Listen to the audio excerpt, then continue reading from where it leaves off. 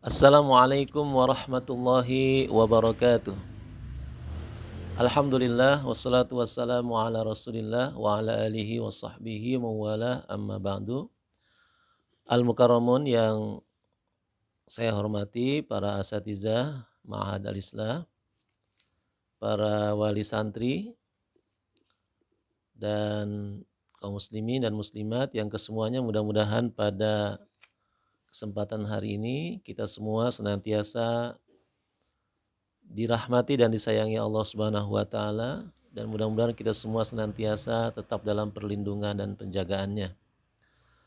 Alhamdulillah kita dapat bersilaturahmi lagi walaupun melalui virtual ya, tetapi mudah-mudahan ini tidak mengurangi silaturahmi kita yang biasa kita lakukan setiap bulan untuk mengkaji firman-firman Allah.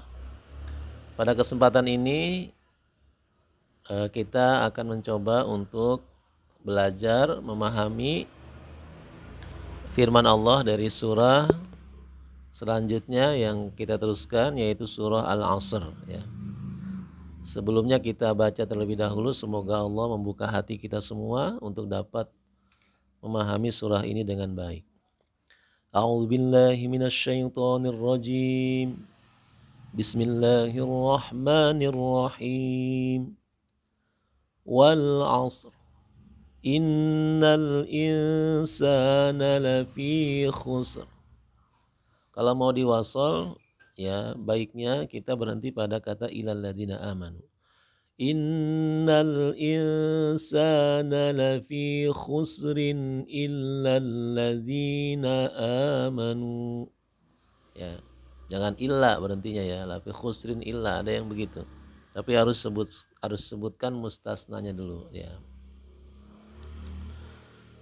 Innal insana lafi khusrin illal ladzina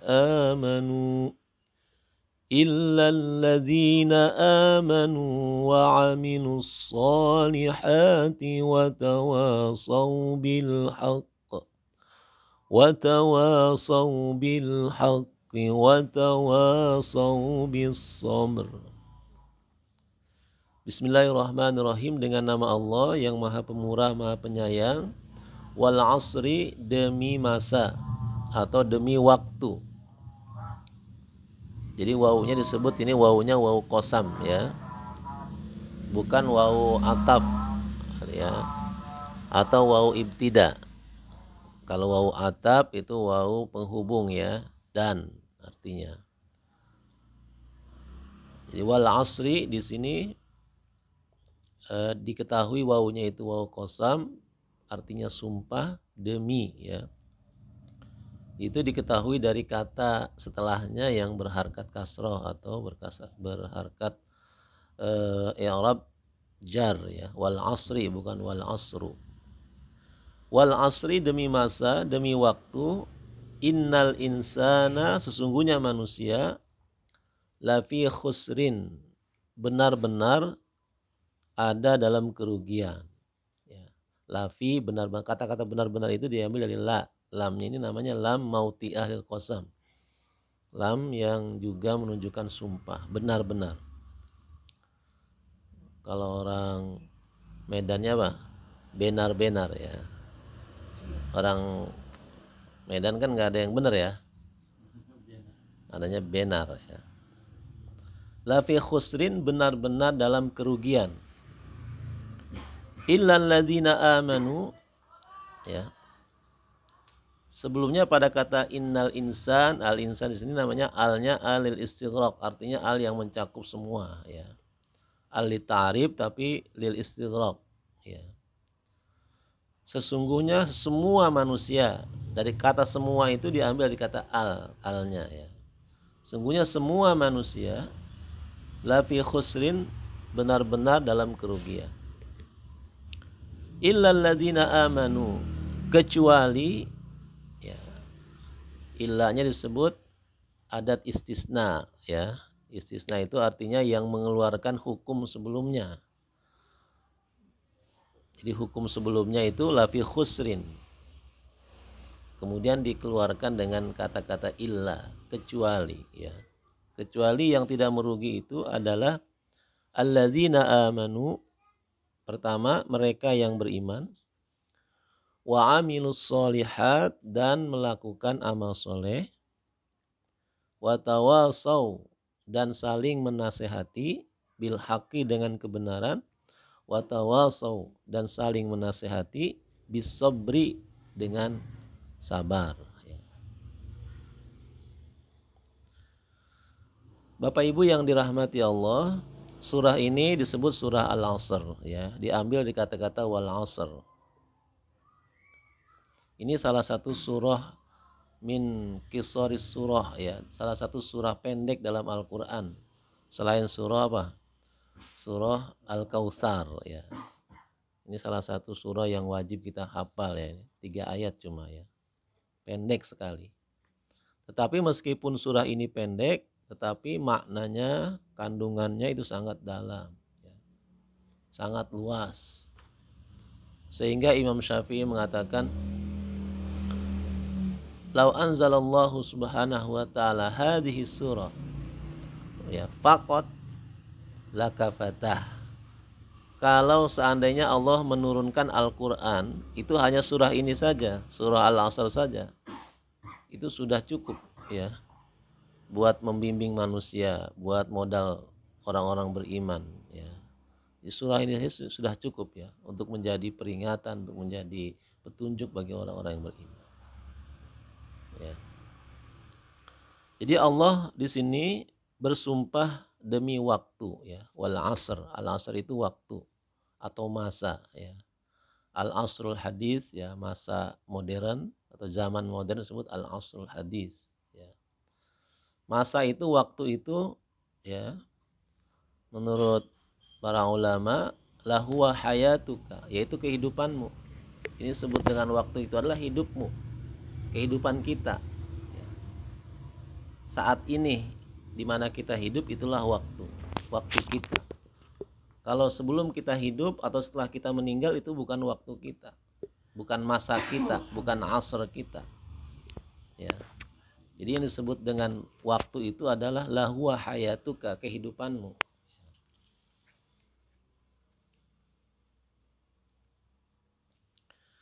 Allah bersumpah demi waktu atau demi masa, ya. Kalau Allah bersumpah demi sesuatu, itu berarti sesuatu itu amat sangat berharga, amat sangat bernilai, ya. Sesuatu yang sangat amat penting untuk diperhatikan, ya.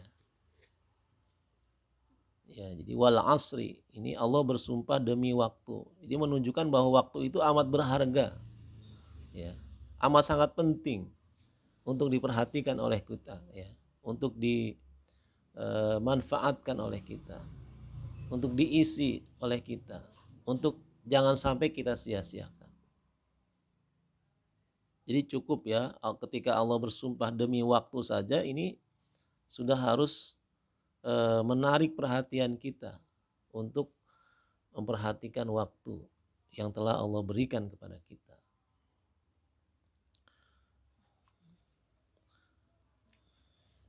Ada juga yang menafsirkan bahwa wal asr ini demi waktu asar, ya. Allah bersumpah demi waktu asar. Ya, kenapa Allah bersumpah dengan waktu asar? Karena waktu asar itu banyak manusia yang lalai, ya, yang main-main, ya, yang menyia-nyiakan waktunya, berleha-leha di waktu asar, ya.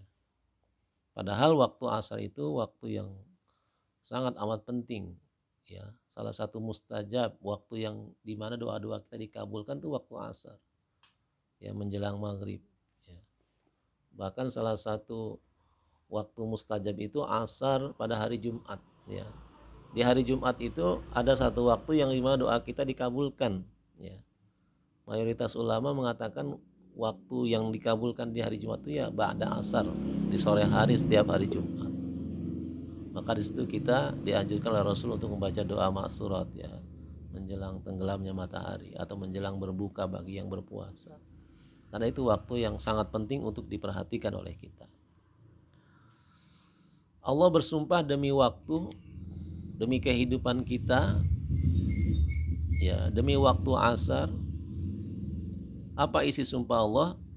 Innal insana lafi khusr. Ini namanya al-muqsam bih, ya. Jadi yang isi sumpahnya adalah innal insana lafi khusr. Sesungguhnya manusia benar-benar dalam kerugian. Ini kerugian yang membawa kepada kecelakaan, kebinasaan. Bukan kerugian dalam berbisnis atau dalam berniaga, ya. Asalnya rugi itu kan dalam berniaga, dalam berbisnis, ya. Tapi kalau rugi dalam berniaga, dalam berdagang, itu rugi yang lahu ewad, ada pengganti, ya. Artinya mungkin saja di lain waktu kita untung, ya. Atau bisa kita ulangi lagi agar kita mendapatkan keuntungan, ya. Itu kalau kerugian dalam berbisnis, ya. Tapi kalau kerugian dalam hal ini adalah khosarah yu'addi au tu'addi ilal halak, ya, kerugian yang membawa kepada kebinasaan, yang tidak mungkin bisa diperbaiki, yang tidak mungkin bisa lagi untuk mengulang sukses yang kedua kalinya, ya. Lafi khusrin ini, ya, benar-benar dalam kerugian, kerugian yang nyata yang membawa kepada kebinasaan. Ya, semua manusia, al-insan, semuanya, ya, rugi, ya, dalam pandangan Allah, ya. Ini dalam penilaian Allah, ya. Kebanyakan manusia ini rugi, ya. Alhamdulillah ada yang diistisna oleh Allah, ada yang dikecualikan. Illal ladzina amanu wa amilus sholihat wa tawasaw bil haqqi wa tawasaw bis sabr, ya. Ada 4 kriteria orang yang tidak merugi. Yang pertama, yang tidak merugi itu yang dikeluarkan oleh Allah dari hukum lafi khusrin adalah alladzina amanu. Yang pertama, mereka yang beriman. Dalam hidupnya di dunia yang singkat ini ada keimanan di hatinya, beriman kepada Allah, beriman dengan kebenaran agama ini, beriman dengan Al-Quran ini, ya, ada keyakinan, ada kepercayaan kepada Allah Subhanahu wa Ta'ala. Mereka yang beriman itulah, ya, yang tidak merugi. Jadi kalau yang tidak beriman, ya, jelas, ya, yang kafir, yang tidak beriman, jelas itu orang yang akan celaka, orang yang akan binasa, yang akan rugi dan menyesal selamanya. Wa amilus sholihat, dan beramal soleh. Ini menurut Said Qutb, wawunya ini wawu litahqiq, bukan wawu lil jam'i, ya, atau lil atab saja, tapi wawu litahqiq. Artinya orang yang beriman dan membuktikan keimanannya itu dengan amal soleh. Wa amilus sholihat, wawu lil jam'i atau litahqiq. Membuktikan keimanannya itu dengan apa? Dengan amal soleh. Jadi sekedar beriman saja itu masih rugi kalau belum dibuktikan imannya itu dengan apa? Dengan amal soleh. Wa amilus sholihat. Jadi kalau iman diibaratkan seperti setrum, ya, strum, ya. Kalau amal soleh itu seperti apa? Seperti lampu, ya, cahaya. Lampu nggak ada strumnya, manfaat tidak?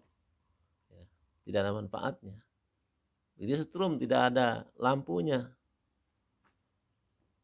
tidak bisa dimanfaatkan. Jadi iman itu harus dibuktikan dengan amal soleh, harus dibuktikan dengan tindakan nyata yang berupa amal soleh. Apa itu amal soleh?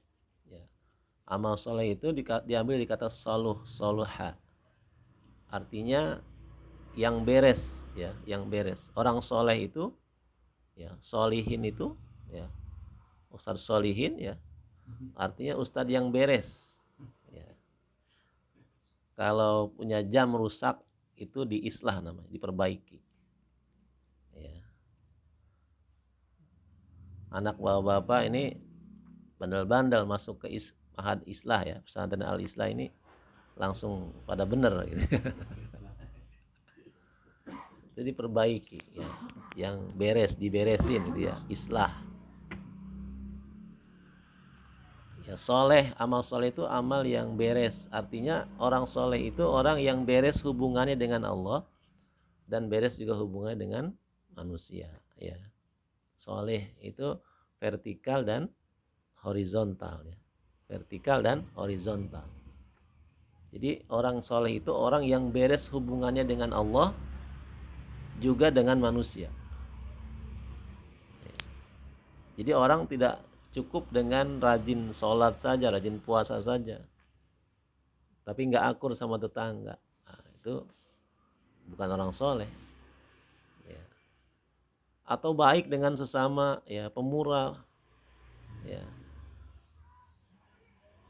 dermawan, tapi nggak sholat. Ya. Tetap itu juga bukan orang soleh, karena tidak ada hubungan yang tidak beres antara dia dengan siapa? Dengan Allah. Ya. Jadi orang soleh itu orang yang beres hubungan dengan Allah dan dengan manusia. Amal soleh itu amal yang apa namanya? Amal baik ya. Amal baik yang membawa dia kepada islahun nafsi, islahul usra, islahul uqumah, kepada perbaikan diri, kepada perbaikan masyarakat, kepada perbaikan pemerintah, lingkungan dan sebagainya. Ya. Ada banyak ragamnya amal soleh itu ya. Ada banyak bentuknya amal soleh itu, baik itu perbuatan, perkataan ya. Apapun perbuatan-perbuatan yang dianggap baik oleh Allah, maka itu disebut dengan amal soleh ya. Dan orang yang selalu beramal soleh disebutnya solihin atau solihun ya. Dan penghuni surga itu hanya 4 ya, hanya 4. Yang pertama siapa? Ya, disebutkan dalam surah An-Nisa, wa may yuti'illaha war rasul faulaika ma'alladzina an'amta 'alaihim minan nabiyyin. Pertama penghuni surga itu minan nabiyyin, para nabi. Terus wasiddiqin, orang-orang siddiq, wasyuhada, orang-orang yang mati syahid, yang berjuang dengan Allah. Yang keempat wassolihin, orang-orang soleh. Ya. Kita nabi bukan, ya. Siddiqin bukan. Syuhada juga masih takut-takut ya, masih diragukan syuhada. Tinggal ini satu-satunya peluang kita, solihin, jadi orang soleh. Ya, kalau satu solihin udah soleh nama, ya namanya udah soleh. Ya. Ini tinggal peluang kita untuk masuk surga itu cuma lewat pintu ini, pintu kesolehan ini. Ya. Kalau kita nggak jadi orang soleh atau anak-anak kita nggak jadi anak soleh, nah, peluangnya untuk masuk surga itu sangat kecil. Ya. Jadi melalui pintu ini, pintu kesalehan ini. Dan orang-orang soleh itu selalu didoakan ya oleh kaum muslimin di seluruh dunia setiap hari. Ya. Dalam doa tahiyat kita bagaimana? At-tahiyatu mubarakatus salawatut thayyibatu lillah. Terus Assalamu alayka ayyuhan nabiyyu wa rahmatullahi wa barakatuh. Assalamu alayna wa ala ibadillahis sholihin. Ya. Keselamatan untuk kami wa ala ibadillahis sholihin, dan kepada hamba-hambamu yang soleh. Orang soleh itu selalu didoakan ya. Mereka yang senantiasa amalnya baik, amalnya soleh. Beriman, beramal soleh juga belum cukup, masih rugi kalau belum melakukan yang ketiga dan keempat, watawasau bil haqqi. Dan yang tidak merugi itu adalah mereka yang beriman, beramal soleh, dan tawasau bil haq, saling bertausiah, memberi pesan. Memberi pesan yang pertama dengan kebenaran, yang kedua memberi pesan dengan kesabaran. Jadi tausiah, tawasau, diambil kata tawasau dari wazan tafa'ala, itu berarti ada saling. Berarti dia tidak sendirian. Nah, orang yang tidak merugi itu adalah orang yang hidupnya berjamaah, berkomunitas bersama orang lain ya. ada punya sahib, punya teman, ada punya ikhwan, akhwat, ada punya jamaah, punya pengajian, punya grup, ya. Bukan orang yang menyendiri. Mereka yang tidak merugi itu adalah mereka yang bergaul dengan sesama dan tidak pelit, ya. Dia selalu berusaha untuk memberi tausiah, memberi pesan kebaikan kepada saudaranya dan menerima kebaikan, ya. Ya, memberi dan menerima, bukan hanya menasehati tapi juga menerima nasihat. Ya. Kan ada orang yang senangnya ngasih nasihat doang gitu ya. Ketika dinasehati nggak mau. Tawasau ini ada saling keterbukaan, ya, antara sesama, antara jamaah. Ya. Pengajian seperti ini dalam rangka tausiah, dalam rangka saling mengingatkan. Ya.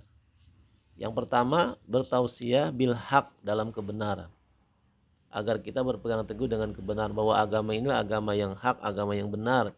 Yang sedang kita perjuangkan ini adalah suatu kebenaran yang kita harus berpegang teguh. Ya. Watawasau bis sabri, ya. Saling berwasiat, saling memberi nasihat dengan kesabaran, ya. Sabar, ya. Sabar itu kalau dijabarkan ada berapa?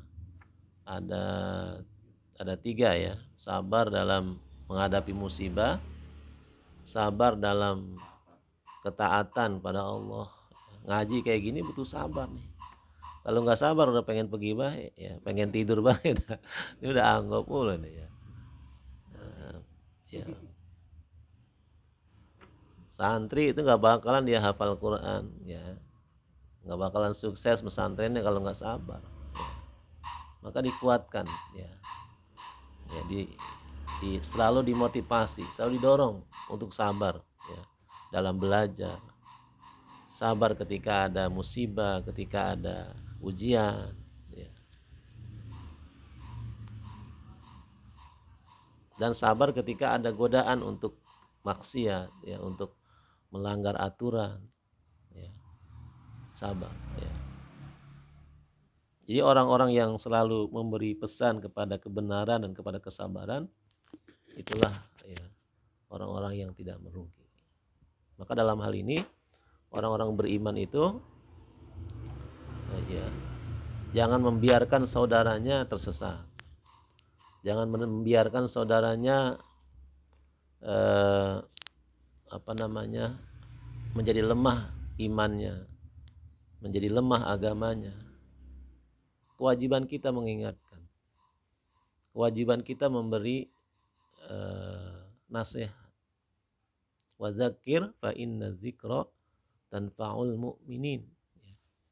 Peringatan itu, nasihat itu bagaikan cas, ya, bagaikan charger kalau HP, ya. Orang beriman ketika diberi peringatan dia akan semangat lagi, akan bangkit lagi dari keterpurukan, dari duka lara, dari kesedihan dan sebagainya. Maka penting kita kalau ada teman kita atau saudara kita, tetangga kita yang sakit, kenapa kita mesti nengokin orang sakit? Ya, agar kita menguatkan dia untuk sabar, ya. Ketika kita iadatul marid, ya, kita kunjungi saudara kita yang sakit, kita kuatkan, ya, sabar, ini ujian dari Allah, ya. Ya, yang namanya sakit udah biasa, ya, nggak perlu khawatir, ya. Jangan ditakut-takutin, ya, yang sakit takut-takutin. Ente sakit apa? Ya, ini demam tinggi, wah corona berarti ente. bisa nggak panjang umur ente, ya, nggak boleh begitu, ya. Jadi dikuatkan, ya, diberikan sabarnya, ditumbuhkan kesabarannya. Begitu juga ketika ada yang tertimpa musibah, ya, kita bertakziah. Dalam rangka apa itu? Dalam rangka tawasau bis sabri, ya, dalam rangka mengingatkan saudara kita untuk sabar, untuk teguh, untuk tabah, ya, tawasau bis sabri. Maka orang beriman itu, ya, adalah mereka yang, orang yang tidak merugi itu mereka yang beriman, mereka yang beramal soleh, mereka yang apa lagi? Yang saling memberi pesan, ya, saling memberi pesan dengan kebenaran yang pertama, yang kedua saling memberi pesan dengan kesabaran. Ya, semoga kita semua termasuk orang-orang yang tidak merugi, ya. Semoga Allah senantiasa memberikan taufik kepada kita, kemampuan kepada kita untuk beriman, untuk beramal soleh, dan untuk bertausiah, ya. Dengan begitu kita akan selamat di dunia dan di akhirat, dan tidak termasuk orang-orang yang dikatakan merugi oleh Allah dalam surah Al-Asr ini. Demikian kajian singkat, ya, surah Al-Asr ini. Kurang lebih mohon maaf. Semoga ada manfaatnya. Hadanallahu wa iyyakum ajmain. Wassalamualaikum warahmatullahi wabarakatuh.